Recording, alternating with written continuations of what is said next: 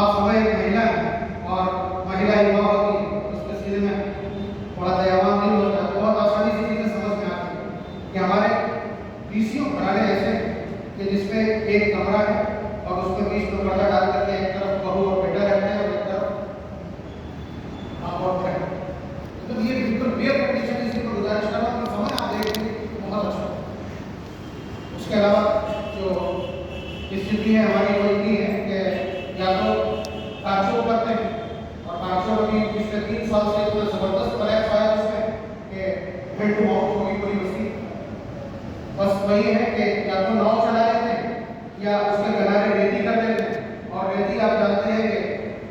गंगा की धार के ऊपर उसमें रहकर है जो बढ़ेगी तो डूब जाएगी, उसके ऊपर तो हरियाली नहीं की जा सकती। उसके अलावा अगर हमारी सेवाओं की बात की जाए कि हम अगर गंगा के किनारे रहते हैं तो हम अपना दायित्व भी जानते हैं। कभी भी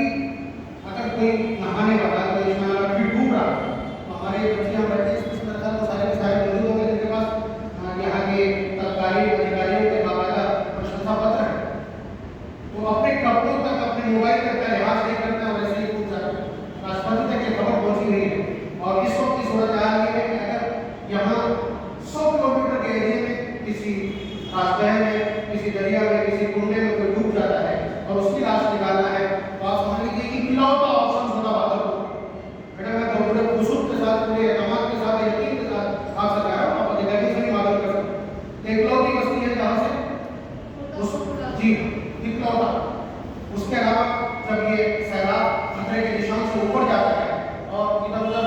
राहें बंद हो जाती है, नाव की जरूरत पड़ती है, तो रातों को जाग करके हमारे नौजवान सब बैठे हैं, ये रातों को जाग करके और फिर उसके बाद नाव तैयार करके रातों रात उसको सप्लाई करते हैं अधिकारियों के इशारे पर। पेमेंट जब होगा तब होगा, इंसानियत की खिदमत हो जाएगी।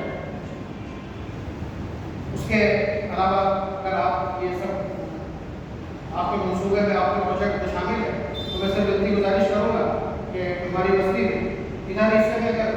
मुस्लिम आबादी की बात करें तो वहाँ 4 मस्जिद हैं, 3 कब्रिस्तान हैं, और अभी मैं कागजात लेकर के आया हूँ, बड़े बड़े 3 कब्रिस्तान वक्फ 1980 की रिपोर्ट मेरे पास इस वक्त मौजूद है, उससे ऊपर की हम निकाल करके आपको दे देंगे और चाहे उसकी काफी मेरे पास मौजूद है। 3 बहुत बड़े बड़े वक्फ है उसी बस्ती में और 4 मस्जिदें हैं। और उसके अलावा उसी हिस्से की अगर बात करें तो वहाँ तकरीबन 20 से ज्यादा छोटे बड़े मंदिर।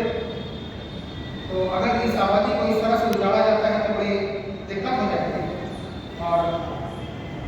बहुत परेशानी होती है। मैं कहना नहीं चाहता कि मुझे मजबूरी ये कहलवा रही है कि अगर खुदा का खासा हमको वहाँ से पलायन करने को कहा जाता है और वहाँ से हमको उजाड़ा जाता है तो सामूहिक इज्तिमाई खुदकुशी या सामूहिक